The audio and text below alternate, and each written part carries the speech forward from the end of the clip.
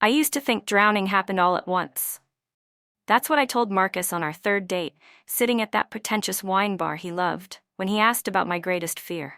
But I know better now. Drowning is gradual. It's the slow seep of water into places it doesn't belong, the quiet accumulation of choices that seemed harmless at the time. I'm 34, and I've spent the last 6 months watching my marriage dissolve like salt in warm water. The irony isn't lost on me that it started at the community pool where I teach advanced swim lessons. That's where I met James. "Your form is incredible," he said one Tuesday evening after my adult class. He was waiting for the lap lanes to open, leaning against the wall with casual confidence. "You must have competed. Division 2, butterfly and freestyle." I adjusted my swim cap, oddly pleased he'd noticed. "You swim?" "Trying to get back into it. I'm James." He extended his hand, and I noticed the absence of a ring. Mine felt suddenly heavy on my finger. "Mira," I replied, shaking his hand briefly. "The lanes open at 7 if you're waiting." That should have been it. A simple exchange between two swimmers. But James started showing up to my Tuesday classes, always arriving early, always staying late. We'd talk about technique, about the meditative quality of moving through water. He'd ask questions about my competitive days, and I found myself lingering after class, sharing stories I hadn't thought about in years. Marcus never asked about swimming. He supported my teaching, sure, but his eyes glazed over whenever I tried to explain the perfect synchronization of movement and breath, the way water could feel like silk against your skin when you hit the stroke just right.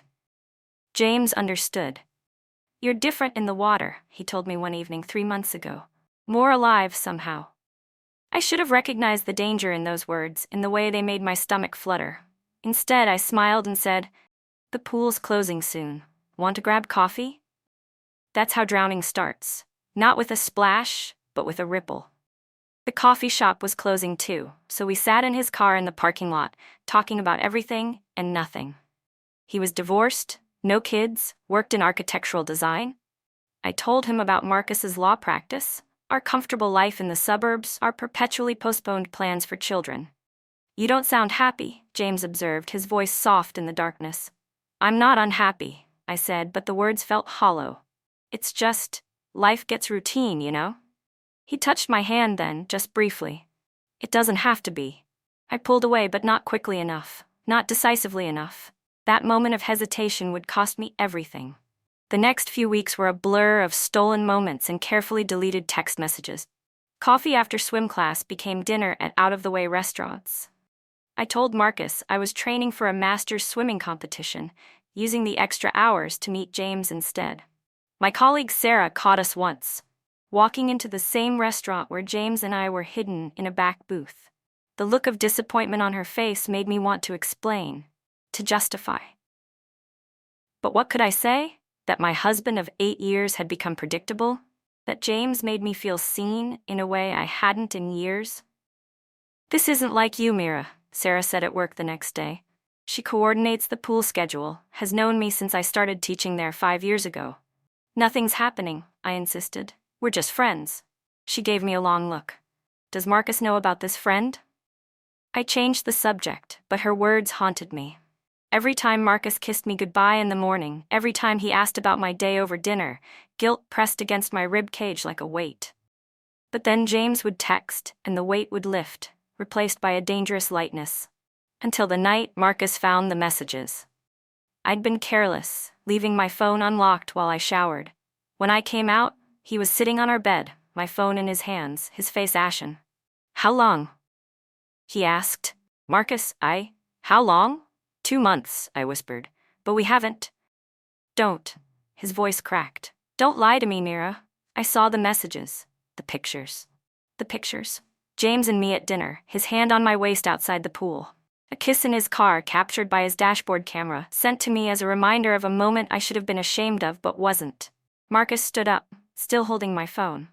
I kept thinking something was wrong with me, that I wasn't attentive enough, wasn't exciting enough, but it was you. You're the one who changed. I never meant to hurt you. The words sounded pathetic even to my ears. That's worse somehow. He placed my phone on the bed with deliberate care. "Because it means you didn't think about me at all." He left that night, went to stay with his brother. I called James, seeking comfort or distraction or both. But his voice sounded different now, stripped of its allure by the reality of what I'd done. "I think we should take a break," he said. "Give you time to figure things out." "Figure things out?"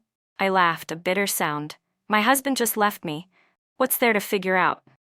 "Mira," he sighed. "This isn't what I wanted. I'm sorry." The line went dead, and I sat in my empty house, surrounded by evidence of the life I'd just destroyed. Photos of Marcus and me on vacation in Costa Rica, the terrible attempt at pottery we made in that couples class last year. His coffee mug in the sink, the one I bought him for our 5th anniversary with "World's Okayest Lawyer" printed on it. Sarah called the next day to tell me they were reassigning my swim classes. "We have a moral clause in our contracts," she explained, not unkindly. "And people talk, Mira. Parents have complained." I wanted to argue, to defend myself, but the fight had drained out of me. I thought about my students, some of whom I'd taught for years. They trusted me, looked up to me. What kind of example had I set? Marcus filed for divorce 3 weeks later. His lawyer, not someone from his firm, he wouldn't want his colleagues to know the details, delivered the papers to my door. I signed them without reading them fully, accepting whatever terms he'd set. It seemed like the least I could do. James stopped coming to the pool entirely. I heard through mutual acquaintances that he'd started swimming at the gym across town. Sometimes I wonder if he's found someone else to admire, another married woman to tell she looks alive in the water. I see Marcus occasionally, at the grocery store or driving past his house. He's lost weight, but there's a steadiness to him that I envy. Last week I saw him having lunch with a woman I didn't recognize. They were laughing about something, and the sound carried across the restaurant like a bell, clear and true. Sarah still talks to me, though our conversations are different now, less friendly, more cautious. "You know what your problem was?" she said recently, when I ran into her at the coffee shop.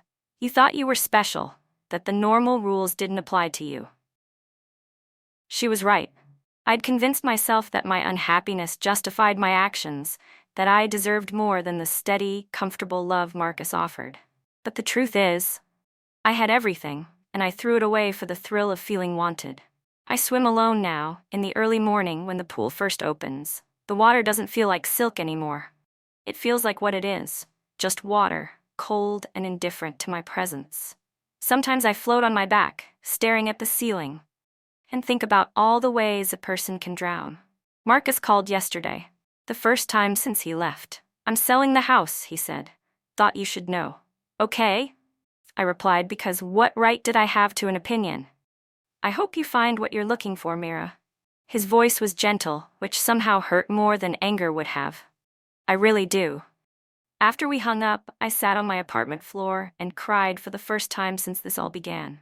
Not for Marcus or James, or even myself, really. I cried for the woman I used to be, the one who thought she was too special to drown. The thing about water is that it always finds its level. No matter how much you fight it, how much you try to contain it or direct it, it will eventually go where it's meant to go. The same is true of consequences, I've learned. They find their way into every crack and crevice of your life, seeping in slowly until one day you realize you're surrounded. I'm taking swimming lessons again at a different pool across the city, beginning classes this time, learning the basics all over again, how to float, how to breathe, how to keep your head above water. The instructor, a woman older than me with kind eyes, says I'm making progress. Swimming is all about trust, she tells me.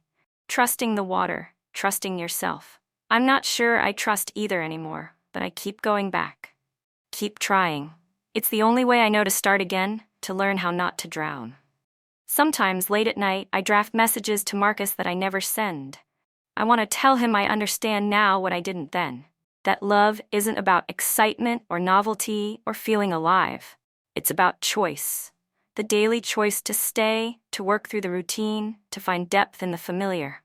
But understanding comes too late sometimes. The water rises, the damage is done, and all you can do is learn to swim differently in the life you have left. So that's what I'm doing. Swimming differently, breathing differently, living differently. Not because I want to, but because I have to. Because that's what happens when you realize you're not special after all. You learn to live with the consequences of thinking you were. The pool opens in 20 minutes. I should get ready. The water will be cold, like always, but I'll get in anyway. That's the thing about drowning. Once you survive it, you're not so afraid of the water anymore. You respect it differently. You understand its power.